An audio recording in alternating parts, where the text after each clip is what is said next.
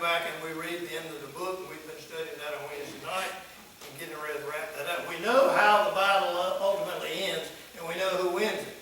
But until we get there, we've got a life to live. That means we've got a battle to fight every day.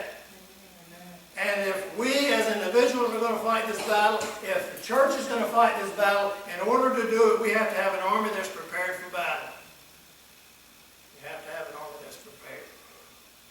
The United States in past wars that we have fought in, we would have been a mighty ridiculous and looking army if our soldiers hadn't been trained to go into the battle. We'd have just put a uniform on, give them a gun, and said, all right, go do it. We'd have been the laughing stock of the world much earlier than we are. It has nothing to do with the military. So that's one reason that I believe that we are losing this battle. Our focus has been wrong.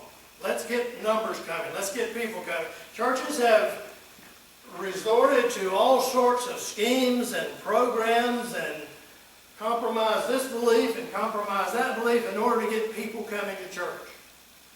Don't get me wrong, I think there's things that can be done to get people to come to church, but it's not compromising your beliefs and giving in to things that you know that is not in the Word of God. Got our focus wrong in order to get numbers up. Second reason I believe that the church is losing this battle is because not only are we not preparing an army to fight, we're afraid to fight the enemy. We're afraid to fight the enemy. I think when we use words like deliverance, sometimes somebody needs to be delivered, or I need to be delivered, or the church needs to be delivered, or community needs to be delivered. When we use the word deliverance, I think it automatically strikes fear in the life of the believer sometimes. That means there's something going on in an individual's life, or there's something going on in the church's life that ought not to be there, and if they have to be delivered from it, then, oh no, we've just raised a red flag and we're going to cause controversy then. Because we've suggested, we just made the suggestion by using the word delivered that something's not right in our life. And it's real quiet. We're afraid of being faced by the enemy. Now don't get me wrong, I'd rather not have to face him either. It would be nice to get up every morning and go about life's daily activities and not have to be confronted by the enemy. Wouldn't it? Oh, that would be, oh, that's right, we sung about that, preachers. We're not there yet. That's the only way and the only time you're going to wake up and not have to worry about facing the enemy. As long as we're on this side, we're going to have to face it each and every day. But we're afraid of being faced by the enemy. We're afraid of what other churches may say about us. You know what this fanatic down the road are doing? Did you hear about what preacher did last Sunday at New Vision? We're afraid of what other churches may say about us by taking a stand against the enemy. We're even afraid that some inner church will be offended by doing it. Well, I weren't raised like that. Some weren't raised like that, and if we do that in church, that person who wasn't raised that way is going to be offended. Let me share with you, I wasn't raised a Pentecostal holiness either. I was an Episcopalian. And those of you who don't know what they are, they're first cousins Catholics. Did it frighten me the first time I went to a Pentecost church? Yeah! Absolutely. And it was a little more liberal in their worship than this one is. You know what I'm talking about? But you know, there's something about hearing the truth from God that even though it scares you, I know that that's different, and I believe that it's right, and you go digging and you go searching, and you find out what's truth and not what's true, what is not true. And even though you're not used to it, you want more of it.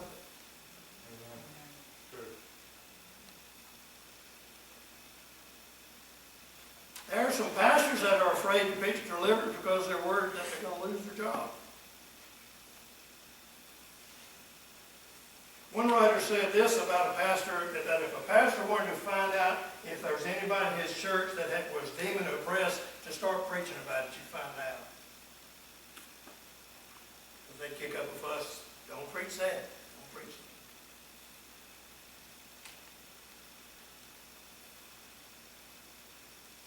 Do we ignore and not address the subject of demons because we think that they no longer exist?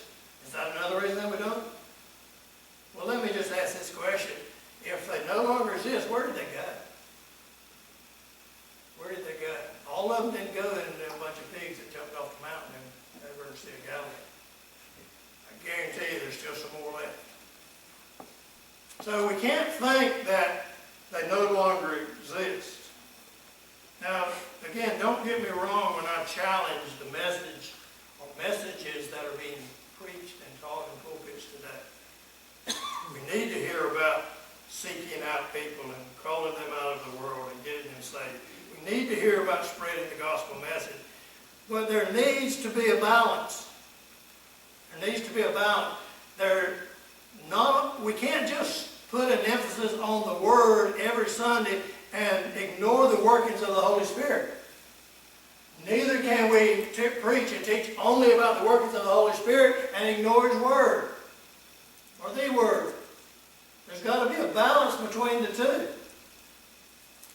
If I stood up here every Sunday and just preached a healing service, nobody would know they could get saved, would they? If I preached every Sunday a salvation message, nobody would know you could get healed, or that you could be delivered from demon oppression. See, there has to be a balance from pulpits. And I realize that you like this kind of message, and you like me to preach on this kind of message, and you like me to preach something else. And I can't preach them all the same Sunday. Neither can any preacher behind the pulpit. There has to be a balance. There has to be a balance. You know, we may believe and we may have an anointing service, but how well do we get the message out that Jesus came to set at liberty those that are bruised and hurting? How well do we get that message out? And again, it's starting here. So don't think that I'm casting stones out here. And I told you many times before, every time I preach you a message, I've already heard it at least twice. So God gets to preach it to me before I preach it to you. So how well are we getting the message out that Jesus came to set at liberty those that are bruised and hurting? If you take the words captive and liberty and freedom and bruised, they all have something in common. They all have something in common. When Jesus sets us free, He sets us free from our captivity and He gives us liberty. If you're no longer a captive, you're free, right? You have liberty. So those two words have something in common. He came to release us and free us from our captivity, and that in turn gives us liberty. And if He sets someone free from bondage, most often it is because they have been removed or released, if you will, from bruises in their past. If they're in bondage, it's because of bruises. A bruise, we all know, is bleeding beneath the surface of the skin. The damage is on the inside, but the damage shows on the outside. Right? The damage is on the inside, but the damage shows up on the outside. The hurt and the pain is beneath the surface. He heals our bruises, He heals our wounds from childhood. Wounds from unkind words that people have said to us. Bruises and wounds that have been caused by abuse, whether it be physical or verbal or whatever the case may be. He heals all of those wounds. He heals all of those bruises. Remember, He was bruised for our iniquities. Christ came to set at liberty those who have bruises from the past. Evil spirits who have gained access into our lives and who seek to keep us bound and to keep us bruised. If His job is to rob us and to steal us, to steal our joy and to kill us, He's going to bruise us each and every day. It's a matter of life, in fact. After Jesus was baptized, we remember the story of the Spirit. We know that the Spirit of God descended upon Him, and He went out into the desert and was tempted by the devil. You all remember that story? After that, you may not remember this part, but after that He went synagogue that he was the fulfillment of the prophecy of Isaiah 61, where it states that he had come to set the captive free and to set at liberty those that had been bruised. He came and said that in the synagogue. There's a message in this story that I'm about to tell you. We're also told that as he taught there in Nazareth, those that heard it were angry at him. In fact, it says that they were so angry with him that they sought to kill him. He's in his own hometown.